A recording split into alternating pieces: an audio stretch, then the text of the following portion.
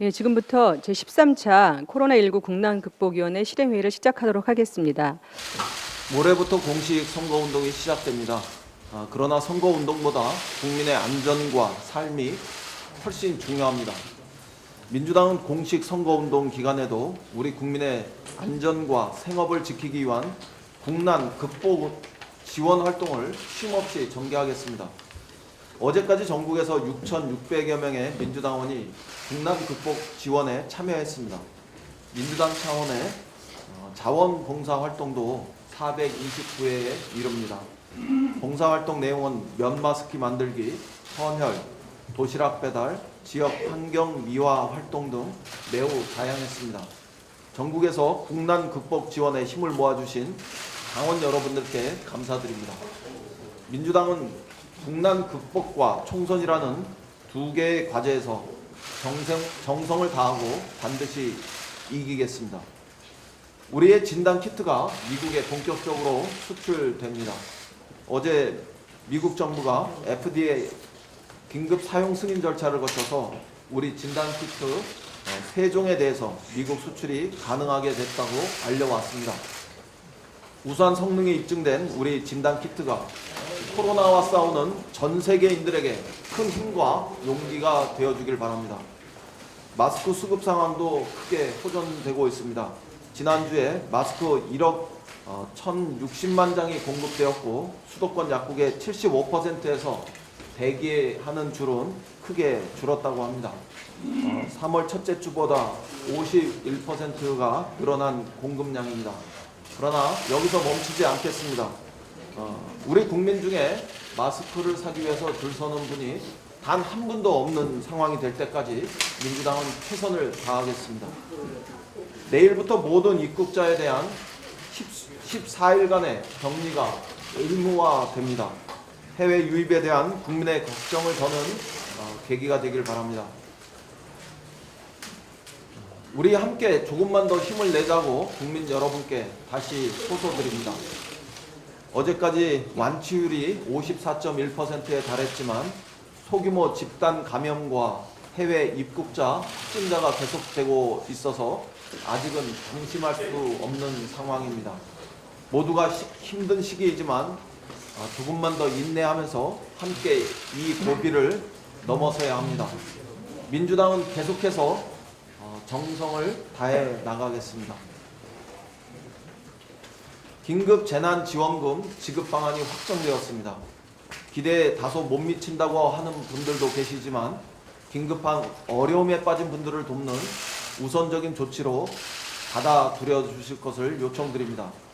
민주당은 이번 조치가 꼭 필요한 분들에게 충분한 도움을 드리는 완성된 대책이라고 생각하지는 않습니다. 재정 여건을 감안하고 더 확산될 경제 위기에 대비해서 재정 여력을 비축하려는 현실적 고려가 있었습니다. 그러나 저 역시 좀 아쉽습니다. 장기전에 대비해 경제 상황을 더 예의주시하고 필요한 경우에 언제든 다시 긴급한 대책을 세울 수 있도록 비상한 준비를 결코 소홀히 하지 않겠습니다. 국민의 생활 안전보다도 더 중요한 가치는 지금 이 시점 없습니다. 민주당은 국민의 삶을 지키는 일이라면 언제나 주저없이 전면에 나서겠습니다. 보편적 지원이나 선별적 지원이냐, 또 예산 재정 조정이냐, 아니면 추가 예산 편성이냐 등등을 둘러싸고 많은 논란이 있다는 사실을 잘 알고 있습니다. 그러나 비상한 상황인 만큼 지금은 충분한 토론은 물론이고 더 비상한 조치가 우선이어야 합니다. 민주당은 당장 필요한 긴급한 결정을 해나가면서도 다른 한편에서 고집 부리지 않고 야당을 비롯한 각계의 의견을 경청하겠습니다. 야당의 건설적인 제안에 귀를 열고 또 충분히 듣겠습니다. 그리고 결정이 필요할 때는 실기하지 않고 책임 있게 결정하겠습니다. 이번에 긴급 재난지원금을 편성하면서 세웠던 몇 가지 원칙만 더 말씀드립니다. 첫째, 최대한 많은 분들을 지원하기 위해서 노력했습니다. 50% 국민을 대상으로 하지 않고 70% 국민에게 혜택이 돌아갈 수 있도록 한 이유가 그것입니다. 두 번째로 어려운 분들을 우선 지원하기로 했습니다. 100% 국민 모두에게 지원을 하지 못하고 70%의 국민들에게 지원을 한 이유로 받아들여 주시면 좋겠습니다. 상대적으로 생활에 여유가 있는 분들께서는 조금은 어려운 이웃을 위해서 인내해 주실 것을 요청드립니다. 셋째, 중앙정부와 지방자치단체가 협력하도록 했습니다. 그러나 중앙정부가 더 많은 노력을 하고 더 큰 부담을 져야 하는 것은 사실입니다. 지방자치단체도 중앙정부의 정책이 시도민에게 잘 전달될 수 있도록 적극 협력해 주실 것을 요청드립니다. 네 번째는 입체적인 지원 정책을 펴고자 했습니다. 코로나 사태가 경제에 미치는 영향은 전방위적이기 때문에 하나의 정책으로 해결하기는 쉽지 않습니다. 어제 긴급 재난지원금과 더불어 4대 보험 부담금에 대한 일부 감면 및 유예 정책을 함께 발표한 이유입니다. 향후에도 우리 국민들의 민생과 소중한 일자리를 코로나19로부터 지키기 위한 정책을 펴는데 우리 당은 주저하지 않겠습니다. 고통받는 국민을 지원하는데 여야가 따로 있을 수 없습니다. 하루빨리 국민에게 현금을 전달하는 것이 무엇보다 중요합니다. 정부는 즉시 긴급재난지원금 지급을 위한 2차 추경안을 준비하고 또 제출해 주십시오. 이 과정에서 야당과도 충분히 협의해 주실 것을 요청합니다. 저 역시 국민 여러분께 긴급재난지원금이 가장 빠른 시간 안에 전달될 수 있도록 선거 중이라도 야당 지도부와 아무 조건 없이 만나겠다, 이런 말씀을 드리겠습니다. 이상입니다. 양희순 부위원. 비상경제대책본부장께서 소상공인 부담 배달앱 수수료를 절반으로 낮춰야 한다고 이야기를 했습니다. 공정위 등 정부에서 적극적으로 검토를 해야 할 것입니다. 저는 그동안 우리 당의 민생연석회 운영위원장으로서 신용카드 수수료 1%대 인하를 관철한 바 있는데요. 골목 상권의 핵심인 외식업 등의 자영업자들이 과도한 배달료 수수료로 굉장히 고통을 받고 있는 상황입니다. 배달의 민족을 인수한 DH가 국내 배달앱 시장의 다수를 점유하여 독과점 횡포가 우려되고 있는데요. 최근 외식업 신문 보도에 따르면 배달의 민족 수수료는 6.8%이지만 현장에서 업소가 실제 부담하는 비용은 울트라콜 비용을 포함해서 19%에 달하는 사례도 있었습니다.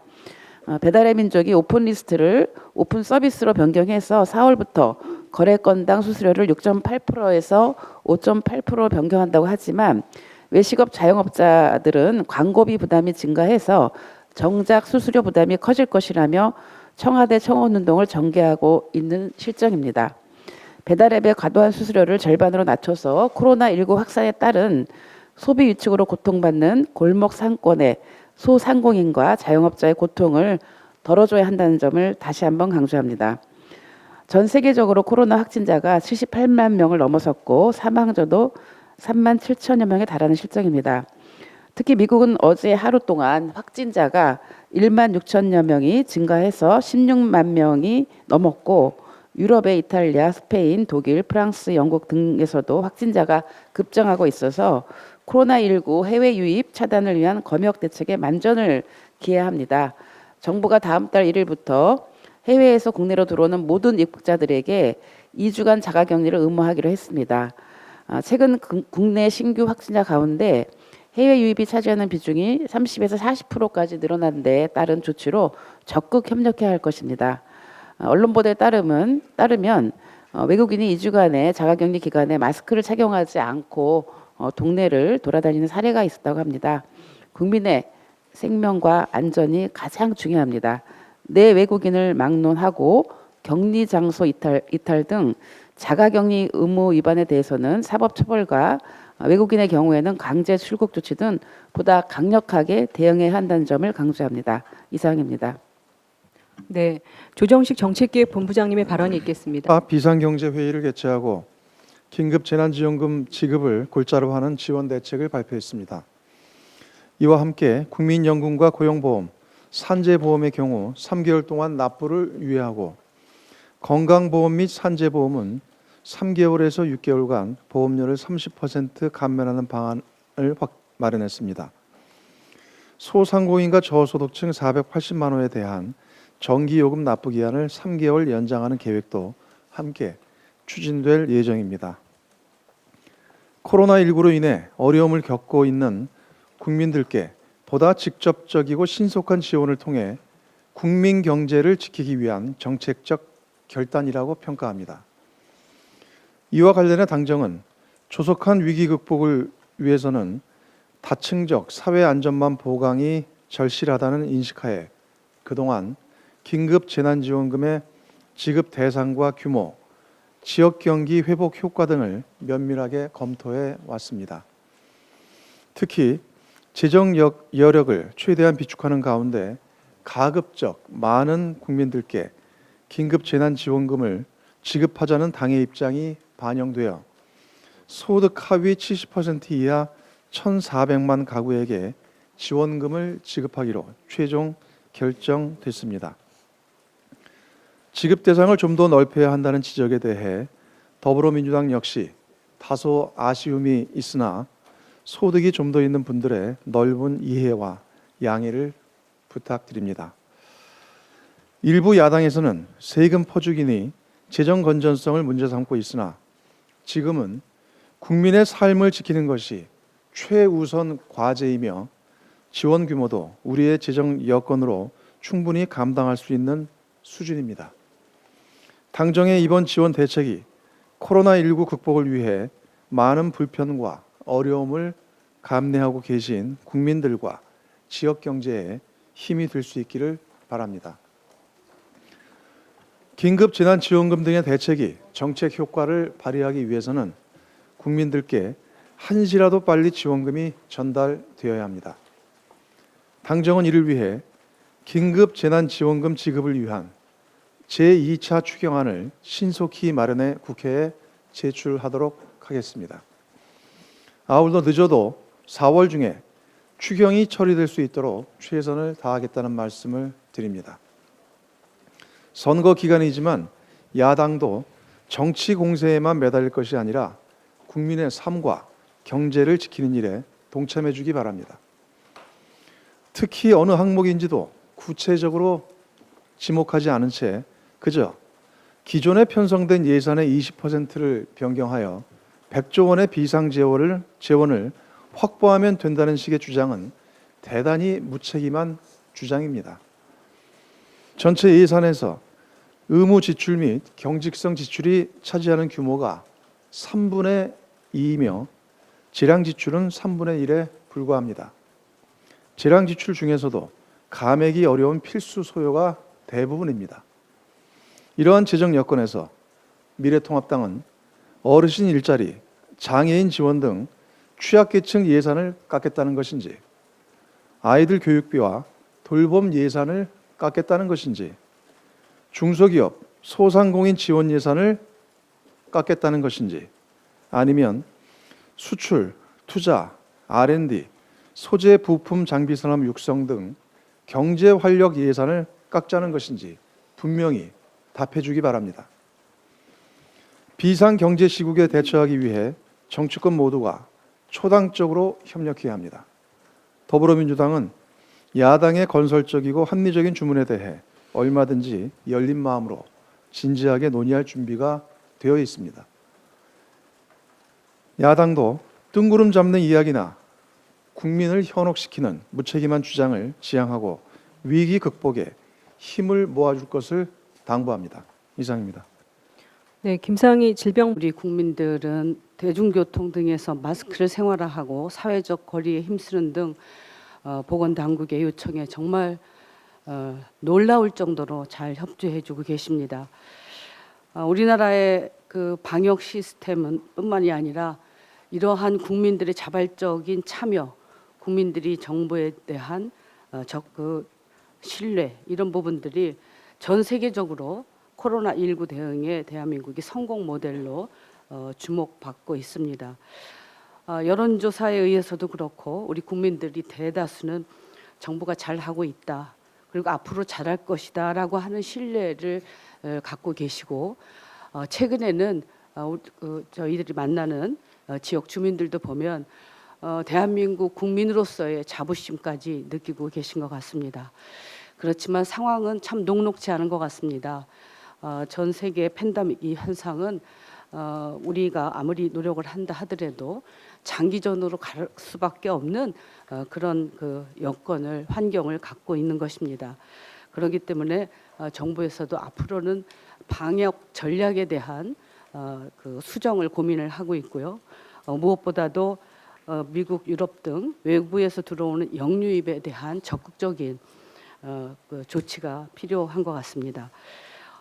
방역 당국은 이런 우려를 대비하기 위해서 14일간 모든 국가에서 들어오는 입국자를 자가격리를 하고 머물 곳이 없는 외국인에 대해서 정부가 격리 시설을 유상으로 제공하고 그리고 그동안 자가격리 없이 능동감시만 했던 단기 체류자도 원칙적으로 자가격리를 하는 등 적극적인 조치를 했습니다.